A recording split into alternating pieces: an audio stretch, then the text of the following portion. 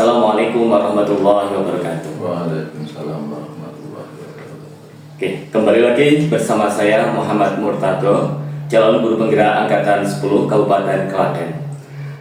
Pada kesempatan ini, saya akan melaksanakan demonstrasi kontekstual modul 3.1 tentang pengambilan keputusan berbasis nilai-nilai kebajikan sebagai pemimpin.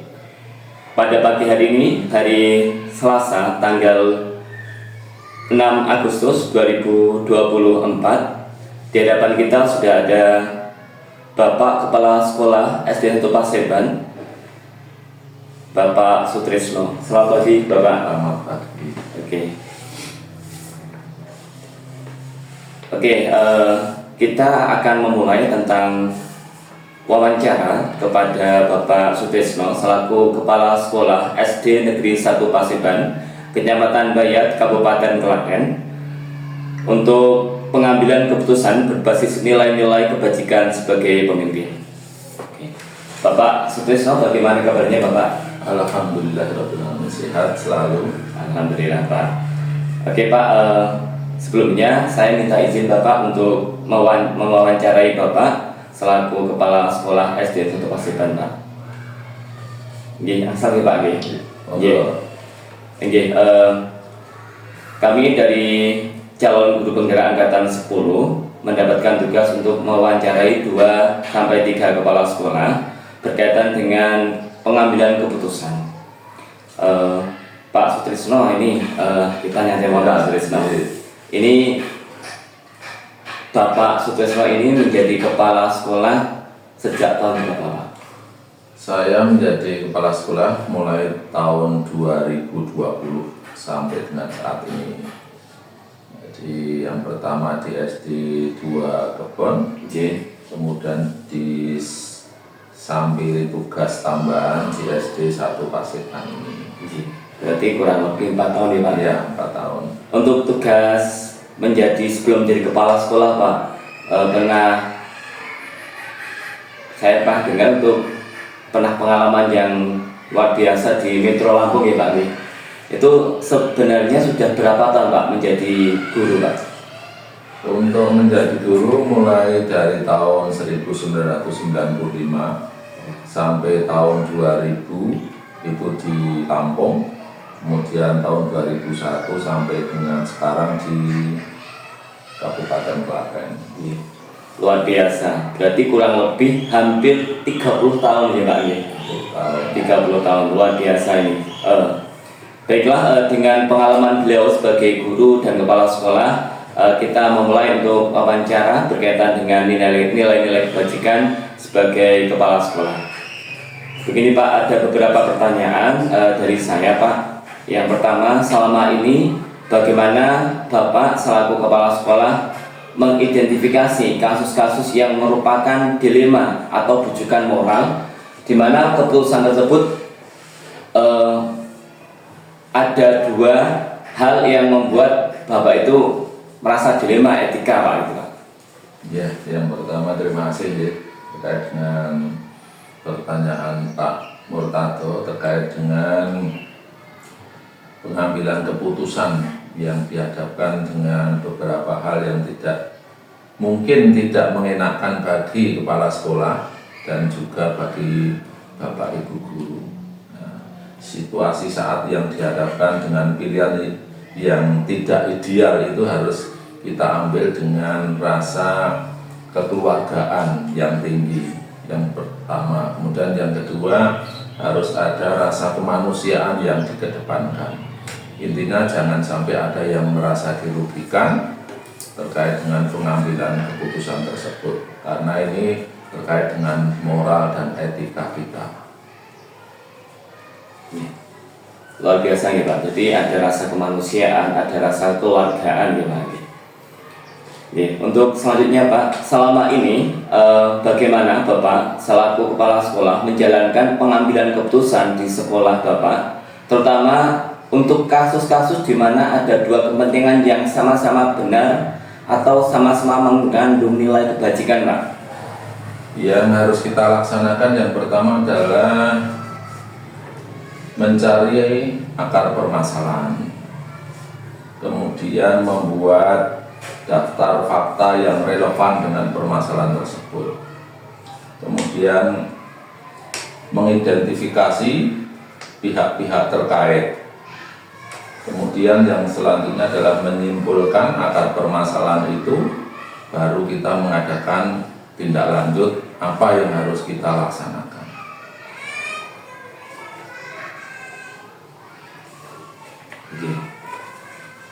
Iya Pak, jadi ada beberapa tahapan ya Pak. Ya. Jadi pertama mencari akar masalah, apa penyebabnya, tidak langsung mengejar ya Pak. Ya. Yang kedua mencari fakta yang relevan. Yang ketiga mengidentifikasi, kemudian menyimpulkan, terus akhirnya atau kesimpulannya adalah mencari atau menentukan tindakan yang harus dilaksanakan. Iya Pak. Ya. Terus selanjutnya Pak, langkah-langkah atau prosedur seperti apa yang biasa Bapak lakukan selama ini Pak dalam mengambil keputusan Pak? Yang pertama adalah mengutamakan kepentingan tugas intinya di atas kepentingan pribadi, sehingga jangan sampai kepentingan tugas yang kita emban sebagai ASN itu merasa dikesampingkan. Itu. Jadi kita harus bisa selektif bersama-sama, baik itu dengan kepala sekolah maupun guru. Jika ada permasalahan yang sama-sama penting, mari kita cari solusi yang terbaik agar kepentingan utama, kepentingan yang tugas utamanya itu jangan sampai dikalahkan dengan kepentingan pribadi. Oke, luar biasa. Jadi memprioritaskan kepentingan bersama daripada kepentingan pribadi ya Pak. Ya Pak. Selanjutnya Pak, hal-hal apa saja yang selama ini Anda anggap efektif dalam pengambilan keputusan pada kasus-kasus dilema etika Pak? Dari apa yang menjadi pengalaman saya, hal yang paling efektif yang pertama adalah rasa kekeluargaan dan kebersamaan untuk kepentingan tugas kita di atas kepentingan pribadi. Itu yang paling utama. Jadi rasa kekeluargaan, saling memiliki, saling asah-asuh di antara teman dan juga kepala sekolah, itu yang harus kita bina bersama, sehingga nanti jika ada kepentingan yang sama-sama penting, kita bisa saling mensupport sehingga kepentingan utamanya menjalankan tugasnya itu bisa terselesaikan dengan baik. Kemudian selama ini kan pernah Pak jenengan seringkali memberikan suatu keputusan di mana keputusan tersebut dengan ada rasa kekeluargaan, kebersamaan.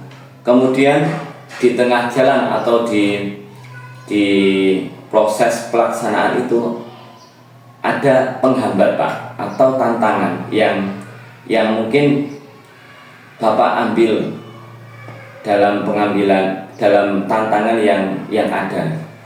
Bagaimana jenengan menyikapinya Pak? Yang jelas semua keputusan itu pasti ada plus dan minusnya. Saya contohkan, kalau kita menanamkan disiplin, pasti ada pihak-pihak yang terkait yang tidak merasa puas.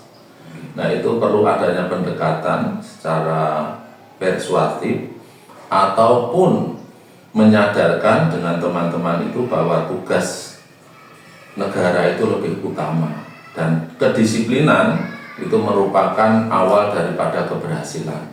Dengan hal tersebut, saya yakin semuanya bisa menyadari kebersamaan. Intinya adalah melaksanakan tupoksinya masing-masing.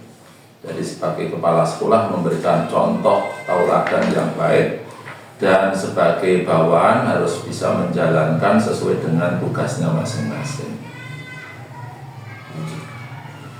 Jadi saling saling mengingatkan dan saling memberikan masukan jika itu nanti ada hal yang tidak berkenan, baik itu kepala sekolah maupun guru yang bersangkutan. Ya Pak, luar biasa Pak. Kemudian Pak, apakah Bapak memiliki sebuah tata krama atau jadwal tertentu dalam sebuah penyelesaian kasus dilema etika? Apakah Anda langsung menyelesaikan di tempat atau memiliki sebuah jadwal untuk penyelesaiannya Pak? Mungkin bentuk dari prosedur yang Bapak terapkan. Ya, setiap permasalahan tidak harus diselesaikan di tempat, perlu harus dipilah dan dipilih. Di mana permasalahan itu apakah bisa diselesaikan secara pribadi atau secara kelompok. Nah, kalau memang permasalahan itu menyangkut ke pribadi masing-masing guru, itu harus diselesaikan dengan pribadi dan memanggil guru di ruangan tertentu untuk menyelesaikan bersama. Kemudian terkait dengan permasalahan yang sifatnya umum bisa dilaksanakan dengan mengadakan kegiatan bersama. Kalau sekarang ada POMBEL, komunitas belajar, atau dengan nanti refleksi pada akhir kegiatan bisa 1 minggu sekali, sehingga terjadwalkan, sehingga tidak ada rasa untuk terbebani di masing-masing guru juga kepala sekolah. Jawaban yang luar biasa Pak. Ketika pribadi diselesaikan ke pribadi, bersama diselesaikan ke bersama Pak. Kemudian Pak, adakah seseorang atau faktor yang selama ini mempermudah atau membantu Bapak dalam menyelesaikan suatu kasus Pak? Iya. Ada Pak? Ada. Siapa Pak? Jelas ada. Jadi setiap instansi, karena kita di dunia instansi, utamanya di sekolah, itu kekeluargaan itu sangat erat. Itu ada beberapa teman juga yang ikut membantu. Utamanya adalah teman yang dianggap senior di sekolah itu, sehingga kita bisa mengajak bermusyawarah untuk mengadakan tindak lanjut. Kalau seorang guru senior itu pasti ada rasa kebijakan yang perlu kita anut. Yang kedua, seorang guru senior mungkin juga dihormati dengan teman-teman di instansi tersebut karena merasa pengalamannya yang kita ambil. Jadi bisa untuk memberikan tauladan kepada teman-temannya yang ada di bawahnya. Seperti itu. Ini Pak, ini di luar pertanyaan ini. Jadi kalau untuk guru senior dimanapun instansi itu, Pak, pengalamannya yang banyak, tapi dengan pengalaman yang banyak itu membuat orang itu bisa bijaksana Pak. Ya. Jadi tinggal seberapa guru senior itu bisa mengambil contoh tauladan. Intinya yang pertama kita ambil pengalamannya. Yang kedua, karena guru senior itu sudah lama di situ, pasti tahu seluk-beluknya. Baik itu di dunia pendidikan maupun secara kekeluargaan. Sehingga itu merupakan figur yang harus kita hormati. Intinya kita sebagai manusia harus selalu menghormati orang yang lebih tua, sehingga kita bisa mengambil apa yang sudah pernah dia lakukan. Seperti itu.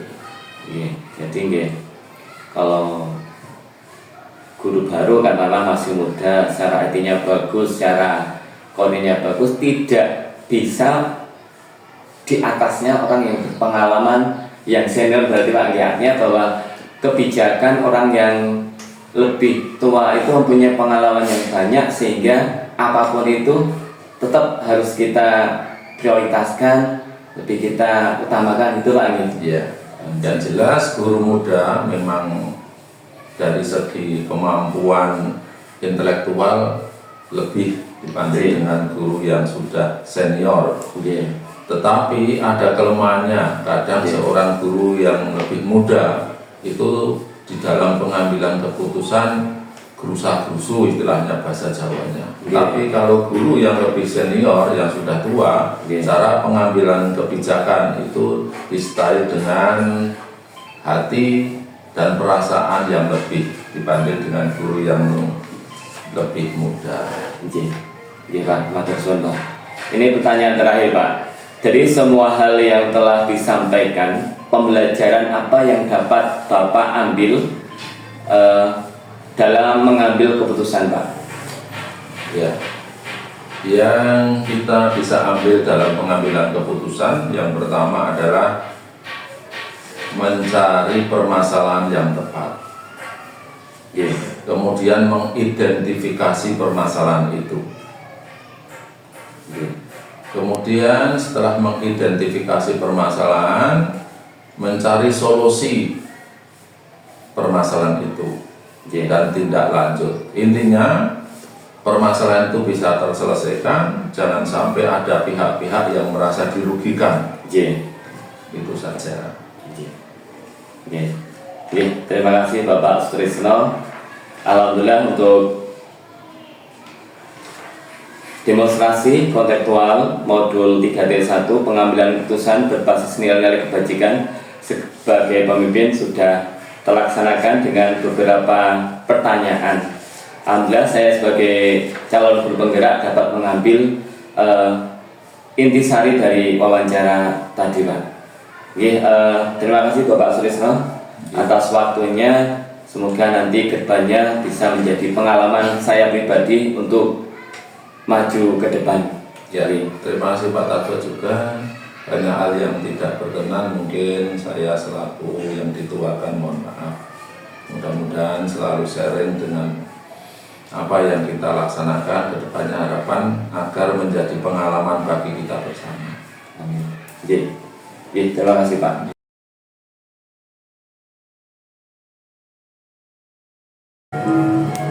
Assalamualaikum warahmatullahi wabarakatuh.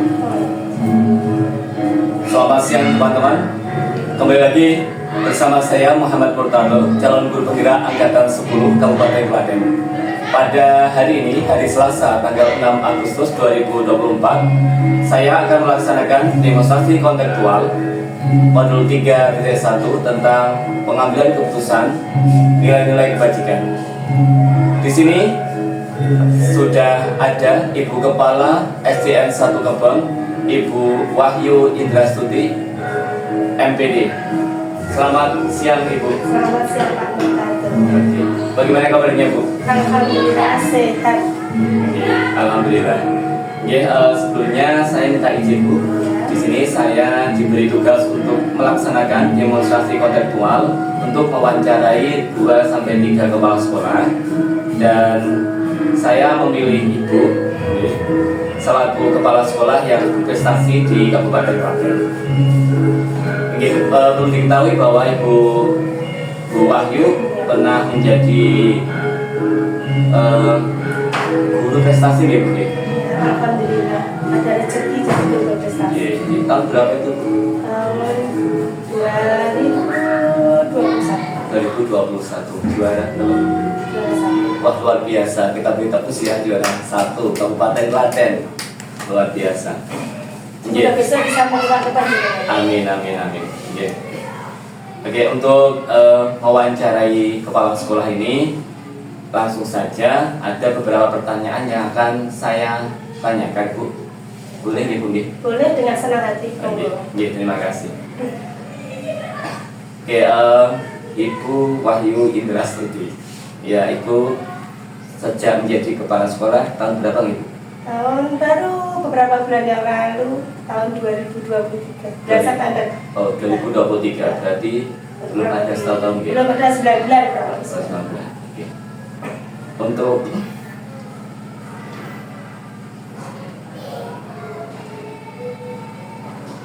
Untuk menjadi gurunya sejak kapan Ibu? Kalau saya jadi guru mengajar sejak 2009. 2009 ya. Berarti sekitar sudah 15 tahun. 15 tahun, luar biasa nih. Jadi udah pengalamannya udah luar biasa. Oke Ibu, saya akan memberi pertanyaan kepada Ibu Wahyu selaku kepala sekolah di SDN 1 Kebon, Kecamatan Bayat, Kabupaten Klaten. Yang pertama, selama ini bagaimana Ibu Wahyu dapat mengidentifikasi kasus-kasus yang merupakan dilema etika atau bujukan moral? Sebagai kepala sekolah karena masih kurang lebih baru 9 bulan, jadi memang saya perlu belajar banyak. Dari 9 bulan itu memang sudah ada kasus-kasus di mana itu ada yang namanya dilema etika dan bujukan moral. Kebetulan dulu saya juga pernah mengikuti program guru penggerak di JKT Angkatan Ketiga, jadi saya sedikit tahu tentang hal itu. Jadi untuk mengidentifikasi itu saya identifikasi dulu apakah itu kasus itu termasuk dilema etika, di mana benar versus benar, kemudian di mana apakah itu nanti bukan moral benar versus salah. Jadi saya selidiki dulu, analisis dulu apakah itu masuk di dilema atau bukan. Seperti itu Pak. Jadi pernah ya Bu ya? Pernah. Oke. Iya. Baik. Yang kedua Bu, selama ini bagaimana Ibu selaku kepala sekolah di SDN 1 Keben menjalankan pengambilan keputusan di sekolah Ibu, terutama untuk kasus-kasus di mana ada dua kepentingan yang bersama-sama benar atau sama-sama mengandung nilai kebajikan? Yang pasti ketika saya sudah mendapatkan ilmu di calon guru penggerak kemarin itu, saya menggunakan 4 paradigma dilema etika, kemudian berusaha menggunakan 3 prinsip dalam pengambilan keputusan dan juga 9 langkah. Meskipun itu tidak secara runtut saya lakukan, tapi setidaknya ada beberapa poin ketika saya menangani suatu kasus yang ada di sekolah ini menggunakan hal tersebut. Jadi memang ada juga, belum lama ini juga ada kasus, terutama kalau saya sebagai kepala sekolah itu kan berhubungan dengan guru yang ada di sini. Jadi kalau untuk murid kan mungkin itu guru yang menyelesaikan, tapi ini kebetulan ada salah satu guru yang memang ada masalah sedikit dan saya berusaha untuk menyelesaikan itu dengan menggunakan 4 paradigma, 3 prinsip dan 9 langkah meskipun tidak secara runtut, tapi saya berusaha memasukkan itu di dalam pengambilan keputusan saya. Luar biasa Bu. Kemudian Bu, dalam menyelesaikan atau memutuskan suatu putusan yang ada dua kepentingan yang bersama-sama, nah langkah atau prosedur yang bagaimana yang Ibu lakukan? Yang pasti saya mengidentifikasi nilai-nilai kebajikan itu dulu. Ketika kasus itu terjadi, nilai-nilai apa yang bisa saya ambil. Kemudian saya berusaha untuk berbicara dulu secara intern dengan pihak-pihak yang terlibat. Siapa pihak yang terlibat? Mungkin guru itu sendiri kah? Mungkin ada terlibatan dari guru lain atau dari pihak keluarganya. Nah, itu saya cari tahu, saya bisa berkomunikasi dengan pihak-pihak yang terlibat di dalam kasus itu. Kemudian karena di sini juga ada guru senior, saya tidak mengambil keputusan sendiri meskipun saya sebagai manajer di sini, tapi saya berusaha mencari data-data di luar. Saya hanya berkomunikasi dengan yang punya kasus, tapi saya juga berkomunikasi mencari info dari guru-guru yang ada di sini karena memang saya baru, jadi saya perlu menyelami karakter dari guru ini si A ini seperti apa. Jadi tidak hanya lewat gurunya saja, tapi juga lewat guru-guru senior yang ada di sekolah ini. Jadi ada dua langkah ya Bu ya. Pertama, jika berkaitan dengan intern, mungkin personal bisa diundang di kantor, kita bicara 4 mata gitu Bu. Setelah itu juga diskusi dengan senior, bagaimana masalah itu, mungkin ya karena beliau senior pengalamannya banyak yang pasti sudah tahu karakter atau selama ini tuh seperti apa, apakah kasus ini tuh memang sebelumnya pernah terjadi atau memang itu baru saat ini. Jadi kita bisa menganalisis dari sini. Oke, luar biasa. Kemudian Bu, hal-hal apa saja yang selama ini dianggap efektif dalam pengambilan keputusan pada kasus-kasus dilema etika Bu, di mana dilema tersebut ketika Ibu memutuskan suatu keputusan yang A ternyata ada bersamaan dengan kepentingan yang B. Nah, menurut Ibu hal-hal apa saja yang efektif dalam pengambilan keputusan? Yang pasti yang efektif ya saya lakukan satu komunikasi. Komunikasi itu paling penting karena ketika kita hanya mendengarkan kasus itu dari orang luar tanpa kita komunikasi secara langsung dengan yang terlibat, itu akan sia-sia dan nanti kita malah rugi sendiri, akan berdampak lebih buruk lagi. Jadi memang yang pertama yang saya katakan di sini adalah komunikasi dengan pihak tersebut, guru yang bermasalah tersebut dulu, baru nanti kalau memang komunikasi itu secara intern, secara personal sudah bisa berjalan dan itu bisa menyelesaikan, ya apabila misalnya tidak pun nanti mungkin ada beberapa langkah lagi yang harus saya lakukan. Terus gini Bu, seandainya nih Bu ada masalah intern kepada seorang guru lah, namun ketika dia itu tidak mengungkapkan masalah yang full, kan dia menyembunyikan masalah dia sendiri, tidak mau jujur, itu langkah itu bagaimana? Nah, saya komunikasi dengan orang terdekat beliau. Secara otomatis kalau kita bekerja di satu instansi pasti ada teman karib bestie. Itu pasti saya akan mencari sisi mulai, berarti sisi mulai saya akan mencari tahu data-data ya. Saya ngobrol-ngobrol tidak secara fokus tentang masalah itu, tapi saya ngobrol-ngobrol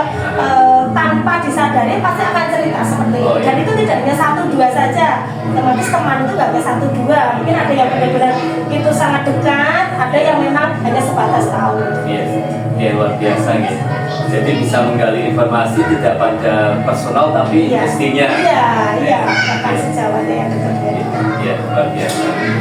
Selanjutnya Bu, yang nomor 5, hal-hal apa saja yang selama ini merupakan tantangan dalam pengambilan keputusan pada kasus-kasus dilema etika? Mungkin selama ini ketika kita melaksanakan putusan kebersamaan lah, itu ada tantangan. Bagaimana Bu?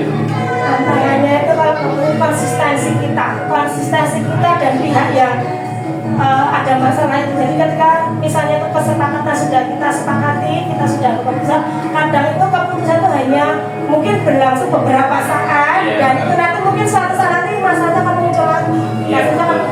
Jadi konsistensi dan bagaimana tantangan saya itu mencari benar-benar dampak, meminimalisir dampak dari pengambilan keputusan yang saya ambil, karena itu dampaknya nggak hanya di pihak yang terlibat saja, pasti ada dampak yang lain, dan itu benar-benar harus saya minimalisir, benar-benar itu jangan sampai nanti dampak itu justru malah merugikan semuanya. Oh, jadi ada konsistensi dalam pelaksanaan, mungkin ada review juga Iya. Ya, luar biasa Bu. Selanjutnya gini Bu, ketika nih ada suatu permasalahan yang Ibu dapatkan di instansi Ibu, terus ternyata saat itu kalau tidak diselesaikan akan berdampak sesuatu gitu. Apakah penyelesaian itu harus diselesaikan saat itu atau nunggu waktu, gimana Bu penjelasan Bu? Kalau itu masalah itu memang hanya masalah ringan, itu bisa diselesaikan secara langsung, bisa saya selesaikan secara langsung.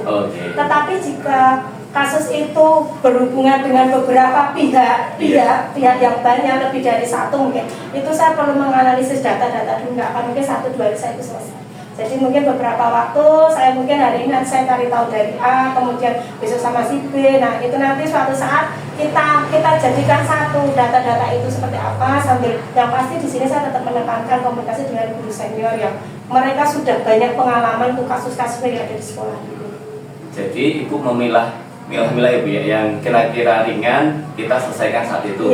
Tapi kalau berat berhubungan dengan yang lain kita mempertimbangkan mungkin tidak saat itu ya. Iya, karena kan dampaknya itu kan nggak mungkin kita hanya mendengar masalah dari satu pihak.